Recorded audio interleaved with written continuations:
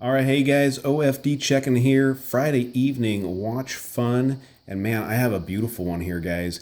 We have the SBDC051, more affectionately known as one of the 62 MAS reissues. So last year, 2017, Seiko announced that they were making the SLA017, which is a really true to form reissue of the 62 MOS. Absolutely beautiful watch, running a really high grade movement in it, almost at that at that Grand Seiko level movement. Limited edition, but the watches are $4,000. The same time they released that watch, Seiko was smart enough to release these series, the 051, and I think the 053 is the blue dial version. Of course, now I think they've released a patty version of this watch, and I'm sure they'll keep rolling in that direction. This watch is on loan from Chris Marshall over at Marshall Time. He loaned this out. He just picked this watch up, and boy, he really has something here to be proud of. I think he is very thrilled with this watch. This is the 051, as I said, the black dial bracelet model. Absolutely stunning watch, guys, from Seiko. So let's go ahead and jump into this thing. This watch is a 42.6 millimeter case from side to side. Very nice size there, not including the crown, of course. You're looking at 49.5 lug tip to lug tip. Nice, staying under that 50 millimeter mark, which is nice. You've got a 13.8, basically a 14 millimeter thickness on this watch, and you've got a 20 millimeter lug opening on this watch. See if we can bring it up here close enough for you guys to see the dial. Now, as you guys can see, this watch has applied indices all the way around. Very, very nicely done. Everything lines up perfectly as far as the chapter ring, the bezel, the hands, the indices, everything on this watch lines up perfect, which is really a must-have for Seiko for a watch at this price point. These watches new are going to set you back right around $800. You can find them on the used market for less, of course. So also coming back to the dial, you've got the Seiko there right under the 12 o'clock position. Very simple and clean. Here above 6 o'clock, you have the Prospex logo, your S and your P there, your automatic, and your diver's 200 meter. You got a nice pencil hand over here for the minute hand, and a nice big arrow hand for the for the hour hand over there. Also a lume pip, flying meatball style on the back of your seconds hand there. You have a date complication here at 3 o'clock. This watch is running a 6R15 movement from Seiko. This is a 23 joule movement. Beats at 21,000 vibrations per hour, 3 hertz. Really nice movement. Is hacking and hand windable, which is always a must on a watch like this at this price point. Beautiful, beautifully done. So getting into the case on this watch, the polishing is just absolutely spectacular. I do believe that in some of the places here, they're probably using the proprietary Zaratsu style finishing that Seiko does.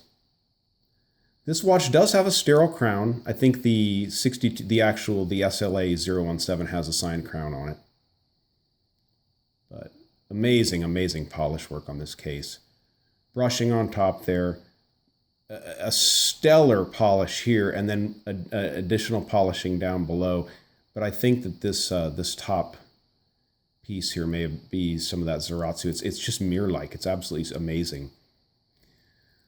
So case back on this watch is your typical Seiko. You've got your Seiko logo there. You kind of got a wave down here, and your Prospex logo with your serial number. Really neat thing if you guys can see it here. See the sapphire crystal?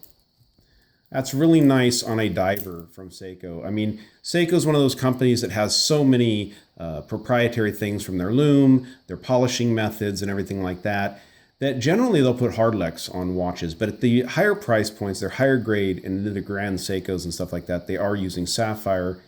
And this watch has a wonderful sapphire crystal here. Now, I think this is a aluminum bezel insert here, guys, but it does have an amazing polish to it, and it's also, I'm sure, coated with the Dia-Shield finish that this watch has all over it. Listen to that bezel, guys. Very nice. Very nice, and it locks in very nice with no backplay. But the Dia-Shield finish they put on this watch, it protects it from those fine scratches we get from sometimes even rough clothing or jewelry worn next to the watch. And it also protects it from additional corrosion resistance above and beyond the standard stainless steel. One of the best bands, or bracelets, excuse me, I've ever seen from Seiko. I think you'd call this kind of like an H-link style. That's what it looks like to me. 20 millimeters here. Solid end links, of course. It does have machined bars here for the clasp, which is very nice. Fold over clasp, 2 push button there. Beautifully done. And does have a diver's extension over here. I'm not going to undo that because it's kind of tough to get it back. But absolutely stunner, a big stunner from Seiko. You know, they've done really good with these watches. They're very popular, and I can see why. Probably one of the nicest divers as far as Seikos go that I've ever shown on the channel here. I'm going to go ahead and pause it. We'll get a wrist shot here for you guys. All right, so here it is on my 7-inch wrist, guys. Now, it's a little bit loose. Chris has a bigger wrist than me, so it fits me a little loose, and I'm not going to adjust it. It's not my watch, but man, it feels good. It really just, the case sits on the wrist just perfectly. The 49.5 from lug to lug really makes it wear well. It doesn't go over the wrist at all. That looks great. Looks really good. I'm going to go ahead and kill the lights, guys, and we'll go out with a lume shot as always. All right, guys, so let's get the light on this thing. I don't think this is going to surprise you guys at all. It's a Seiko, and Seiko's lume is insane. There does seem to be like a crispness to this lume on this diver. I don't know what it is. It's maybe not as green. It's just got this really crisp, sharp lume on this dial. Very, very amazing. Wonderful lume. A little bit of an upgrade on the box. These guys come in, the paperwork and stuff like that. I'm not going to get into that. You guys want to see the watch. You guys look at the box on another review. I'm sorry, I'm not going to show it, but there it is, guys. The SBDC051 from Seiko. One of the 62 MAS reissues. An absolutely stunning watch. Get them while you can, guys. They're getting tougher to find out there. Not the cheapest Seiko diver, but probably one of the best ones you can pick up at the price point. All right, guys, if you like the video, give me a thumbs up down there at the bottom. If you've not subscribed to the OFD channel yet, please do. Please do. Thanks, guys.